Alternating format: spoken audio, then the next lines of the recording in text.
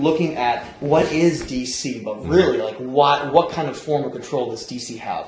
Why is there an independent state within London? And why does the Vatican have its own independent state as well? And so that's what this triad, this control system we're going to be discussing today, ultimately boils down to. Yeah. You know, it's interesting because religion is a key component to that. And then if the way America was supposedly founded, right? And then they conquered in the name of religion. They conquered in the name of their God. And that's really a big part of it. So you've got a banking system that's linked to the religious system, and all of the money that finances the war system, it's all interconnected. So you got what? London, the Vatican, and DC. You've got this triad of power, the hidden hands. Yeah. But what controls them?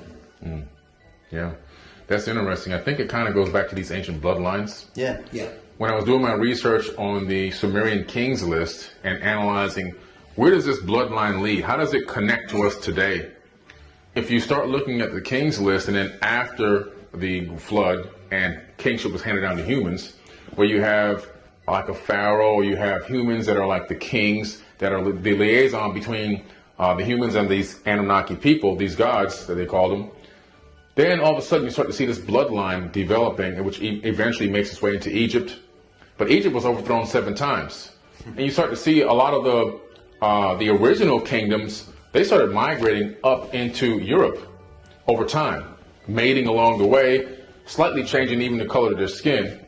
As other races came to invade Egypt, like the Greeks and the Romans and everybody else, they just came in and took over, boom, boom, boom. Some of the original people, they left. Even the Dogon got kicked out of Egypt and moved to Mali, Africa. So you see these migrations happening. Some of them made it to Europe and then became the monarchy we know today, as the kingdom. And a lot of those people are really still in control of this planet today through bloodline. That's exactly well stated. In fact, there's a book that came out in March. I think it was actually February or March of 2021, and it's written by a guy by the name of Peter, which is clearly a pseudonym, but he can prove that the United States is also a ruse, right? So going back to what you just said, in fact, in this book, and again, he has historical documents to prove this, he shows where the King of England wrote the United States Declaration of Independence under conscript from the Vatican. So everything that all of us have been led to believe about the framers of the U.S. Constitution were actually just, by extension, nobles, land-owning elites from Britain who came to the United States, who now were granted, obviously, colonies, or obviously plots of land, which eventually became the colonies.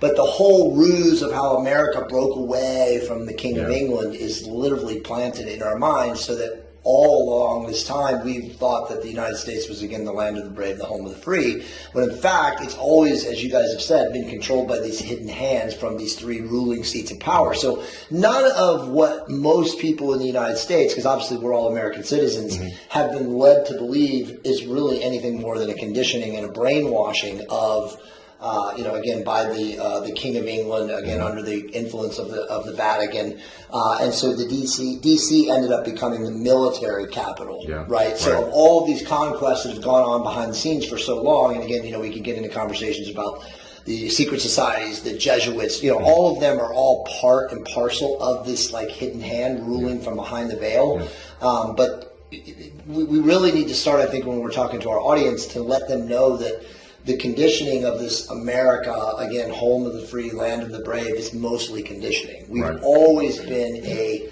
colony of, again, these 3 ruling powers. I'm just real quick. That's so accurate, because what you said, I've researched this. And there were presidents of the United States of Congress before the president of the United States.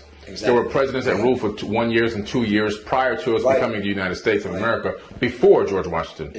When George Washington was going to take the role of president, England actually contacted him and said, do you want to be a king or do you want to be a president? And he said, I'd like to be a president to give the people the illusion of separation. That's exactly right. That's exactly right. And by the way, let's be honest, all those families, again, the famous framers, Jefferson and George Washington and all the other names, Thomas Paine and Adams and all of those guys, The majority of those guys, again, were Tories. They were like wealthy landowner nobles in the UK, in London, wherever, who then were pushed over here to given land again to come. But it was always about expansion. Yes. How can we expand our conquest of, London into the United States? In the name of Jesus. In the name of Jesus, right? Yeah. Let's terrorize the indigenous And doing it. And that's a big reason why the history, we were talking about this, why do they change history? Why do they lie to us about so many things? Because their entire dynasty is built on a foundation of lies. Right. So once we find out that they used religion as a way to go to war and kill people,